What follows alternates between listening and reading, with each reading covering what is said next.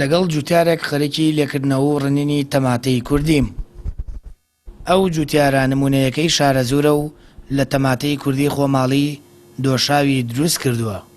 دەڵێت هەمووان پێویستە پشتگیری جوتیار یاریمی کوردستان بین تا ڕوبەڕووی کەمترین زیان ببنەوە. با ئێمە پشتگیری فەلاح بین بۆ ئەوەی ئەو هەموو تەماتەی لە کێڵگەکانە خەریکە بەرەو لە ناوچوونەچێ خەریکە جوتیار زەرمەندێکی زۆر خەسار ئەبێ زۆریکیانەیە قەرزار بوون لەسەرەوەی کە تەماتە و خەیار و شووتی و ئەمانە بازاڕی نییە لەسەر ئەوەی خەسارمەندێکی زۆر بوو. ماوەیەک لەمەوە پێش هاوارمان کرد لە خەڵک کە بچێ بەدەم بەهانای ئەو تەماتەی جوتیار و فەلاح تەماتەی کوردی بە هەچی وە پێویستی خۆی لەسەر سینی کردوێتی بە ئاو خەسی کردوێتەوە بۆ زستانی یا بۆ بژێوی ژیانی. ئێمە لێرەوە باسمان لەوەیە کە ئێمە ئەبێ هەمومان پشتگیری جوتیار بین.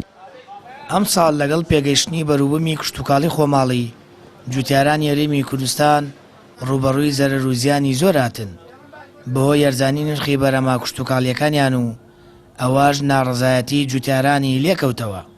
تەماتەی کوردی خۆماڵیەکێکە لەو بەرەما کشتتوکاڵیانەی دوای ڕەنجوماندووبوونێکی زۆر کەچی لە بازار پارە ناکات.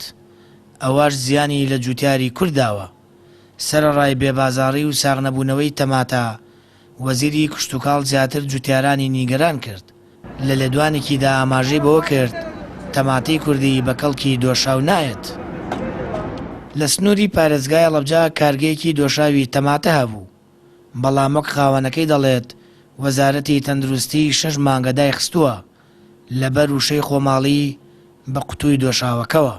بەڕاستی ئەم جۆرە پرۆژانە لە هەموو وڵاتەکاندا هاوکاری ئەکرێن بە پێدانی قەرزی درێژخایەن، بە پێدانی پێداویستی کشتتوکاڵی، بە پێدانی لە هەموو لایەکەوە هاوکاری ئەکرێن.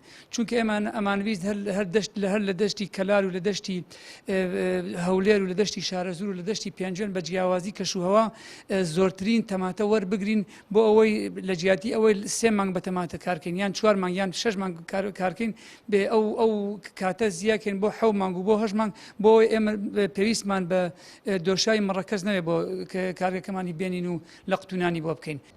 جوتیاری کوردستان هەمیشە ڕەنج لە ناو کەڵگە کشتتوکاڵەکەی دەکێشێت، بەڵام بەهۆی بێبازاڕیەوە تووشی زەرەر و زیان دەبنەوە. حکوومەتیش کاراسیانیان بۆ ناکات لەکردنەوەی کارگەی تایبەت بە دۆشاوی تەماتە و بەرەما کشتتوکاڵەکانی دیکە تا هیچ نەبێت دوای چەندین مانگەوڵ و ماندووبوون جوتیار دەستی ماندووی لەسەر سکی تێر دابنێت. سامان فەتاح، کەناڵی ئاسمانی پەیام، ناحیی سیروان.